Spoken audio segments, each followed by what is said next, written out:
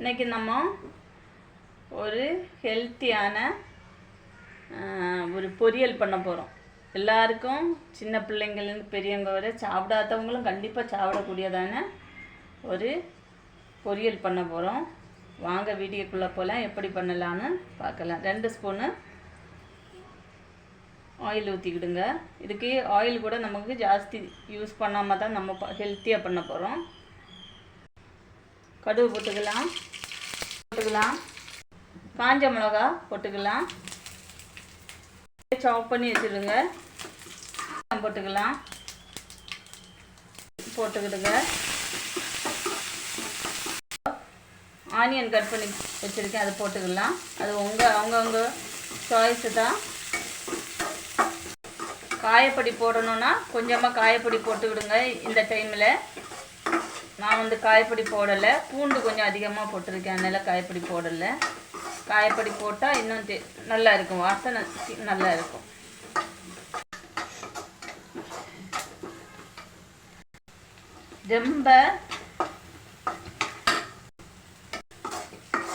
ரொம்ப வசங்க வேண்டாம், இந்த அளவு வசங்கினா போதும். மஞ்சத்தூள் போட்டுக்கலாம். 1/4 கிளாஸ் தண்ணி ஊற்ற போதும். ஒரு 1/2 கிளாஸ் தண்ணி ஊற்றிக்கலாம், ரொம்ப வேண்டாம். கொஞ்சம் கூட தண்ணி ஊற்றிக்கலாம், அவ்வளோ போதும். இப்போது தேவைக்கு கொஞ்சமாக உப்பு போட்டுக்கலாம். நெக்ஸ்ட்டு நம்ம தேவைப்பட்ட உப்பு போட்டுக்கலாம். இவ்வளோ போதும். கொதிக்கிறது.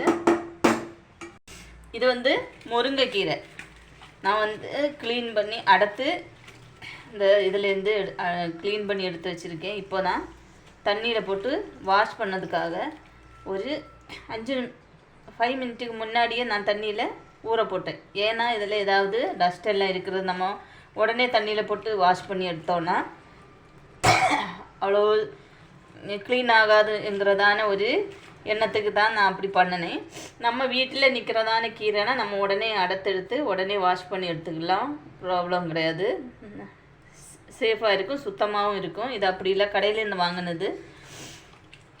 ஒரு கை மாற்றி வரும்போது நமக்கு நிறைய டஸ்ட்டு கலீஜெல்லாம் இருக்க வாய்ப்பு உண்டு. அதனால நான் இந்த மாதிரி 5 நிமிஷம் ஊற போட்டுட்டு வாஷ் பண்ணியிருக்கேன். இனி நான் இதுலேருந்து வாஷ் பண்ணி எடுத்துட்டு 2 தண்ணி அலசி எடுக்க போகிறேன்.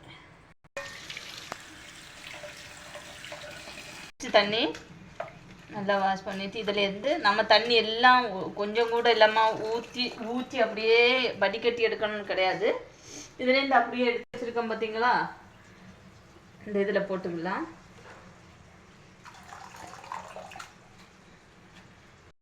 இப்போ இவ்வளோ தண்ணியிலே இது வேகணும். இந்த தண்ணியில் இந்த தண்ணி வற்றி வரணும். கொஞ்சம் கூட தண்ணி இல்லாமல் நல்லா வற்றி வரட்டும். அதுக்குள்ளே இவ்வளோ தண்ணியில் இந்த கீரையும் நல்லா வெந்துடும். இப்போ மூடி போட்டுக்கலாம் ஒரு 5 மினிட்டு. ஸ்டவ் மீடியம் ஃப்ளேமில் வச்சுக்கிடுங்க. நம்ம கிளறி விட்டுடலாம். கிளறி விட்டுட்டு மூடி போட வேண்டாம், அப்படியே இருக்கட்டும், திறந்தே இருக்கட்டும், தண்ணி வற்றும். நண்பர்களே, மறக்காமல் இந்த வீடியோ எண்டு வரை பாருங்கள். சப்ஸ்கிரைப் பண்ணாதவங்க சப்ஸ்கிரைப் பண்ணுங்கள். இது பொரியலுக்கு இதுலேருந்து நான் கொஞ்சம் இது துவக்கத்திலே கொஞ்சம் எடுத்து மாற்றி வச்சுருக்கேன். இதில் ஹெல்த்தியாக ஒரு சொட்டு ஆயில் கூட இல்லாமல் சூப்பு ஹெல்த்தியாக போடுறது எப்படின்னு சொல்லி முருங்கைக்கீரை சூப் போடுறது நெக்ஸ்ட்டு வீடியோவில் போடுவேன். மறக்காமல் லைக் பண்ணி சப்போர்ட் பண்ணுங்கள் நண்பர்களே. சப்ஸ்கிரைப் பண்ணால் தான் நான் போடுற வீடியோ அப்பப்போ உங்களுக்கு சேரும், நோட்டிஃபிகேஷன் வரும். மறக்காமல் இந்த வீடியோக்கு சப்போர்ட் பண்ணுங்கள். பாருங்கள், தண்ணி எல்லாம் நல்லா வத்திருச்சு. இப்போ நம்ம முட்டை சேர்க்க போகிறோம். முட்டை நான் ஒரு 5 முட்டை எடுத்திருக்கேன். அவங்கவுங்க சாய்ஸு தான். 2 முட்டை போடலாம், 3 முட்டை போடலாம். என்கிட்ட இன்றைக்கி இருக்கிற குருவி முட்டை மாதிரி சின்னதாக இருக்குது, அதனால் 5 முட்டை போட்டுக்கிறேன். ஸ்டவ் இப்போ சிம்மில் வச்சுக்கிடுங்க. பாருங்க, இந்த முட்டை எவ்வளவு பெருசாக இருக்குன்னு, குருவி முட்டை மாதிரி இருக்குது. அதனால தான் 5 முட்டை போடுறேன். எல்லாமே அவங்கவுங்க சாய்ஸு தான். 5 முட்டை போடலாம், 10 முட்டை போடலாம், அவங்கவுங்க விருப்பம் தான்.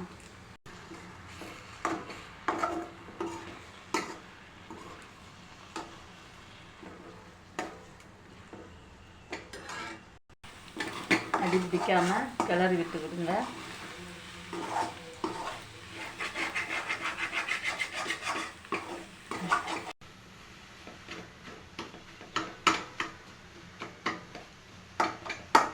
கலர்ஃபுல்லாக சூப்பராக இருக்குது, பார்க்கறதுக்கு டேஸ்ட்டும் வாசனையும் அவ்வளோ நல்லா இருக்குது. முருங்கைக்கீரை வந்து ஒரு சிலர் பண்ணும்போது நிறைய பேர் சொல்கிறது என்னென்னா அது கசப்பு தன்மை கொடுக்குது, அதனால் பிள்ளைங்க சாப்பிட மாட்டேங்கிறாங்க, விருப்பம் இல்லை அப்படின்னு. இது வந்து நீங்கள் ஒன் டைம் பண்ணி பாருங்கள், கசப்பு தன்மை கொஞ்சம் கூட இருக்காது, டேஸ்ட்டு அவ்வளோ நல்லா இருக்கும், வாசனை அவ்வளோ நல்லா இருக்கும். எவ்வளோ கொடுத்தாலும் பத்தாது அந்த மாதிரி சாப்பிடுவாங்க. எங்கள் வீட்டில் அப்படி தான். இந்த மெத்தடில் கீரை பண்ணேன்னா எங்கள் வீட்டில் எவ்வளோ இருந்தாலும் உடனே காலி ஆகும். இப்போது நம்ம இதில் வந்து மிளகுத்தூள் இந்த ரெட் சில்லி பவுடர் போடுறதில்ல, இதில் வந்து நல்ல மிளகு பொடி தான் காரத்துக்கு போடுறோம். ஆல்ரெடி நம்ம ஒரு பச்சை மிளகா போட்டிருக்கோம், சில்லி பவுடர் போடலை, அது வந்து சாப் பண்ணி போட்டிருக்கோம் தாளிக்கும் போது, அதனால் காரத்துக்கு நம்ம பெப்பர் கொஞ்சம் போட்டால் போதுமானது. இந்த ஸ்டேஜில் வந்து கொஞ்சமாக தேங்காய் துருவி போட்டுக்கலாம். துருவின தேங்காய் கொஞ்சமாக போடுங்க. இது வந்து அவங்க சாய்ஸு தான். கொலாஸ்ட்ரால் இருக்குது, தேங்காய் பிடிக்காது, அந்த மாதிரி எல்லாம் இருக்கிறவங்க ஸ்கிப் பண்ணிக்கிடலாம், தேங்காய் போட வேண்டாம். போட நல்லா இருக்கும், ஆனால் தேங்காய் போட்டால் இன்னும் செம்மையாக இருக்கும் டேஸ்ட்டு. இதில் வந்து உப்பு வந்து ரொம்ப கம்மியாக இருக்குது, உப்பு பார்த்து போட்டுக்கிடுங்க. அவ்வளோதான் நண்பர்களே, டேஸ்டியான ஹெல்த்தியான பொரியல் ரெடி ஆயிடுச்சு, முருங்கைக்கீரை பொரியல் ரெடி ஆயிடுச்சு. இந்த வீடியோ பிடிச்சிருந்தால் லைக் பண்ணுங்கள், ஷேர் பண்ணுங்கள், கமெண்ட் பண்ணுங்கள், மறக்காமல் சப்ஸ்கிரைப் பண்ணி சப்போர்ட் பண்ணுங்கள்.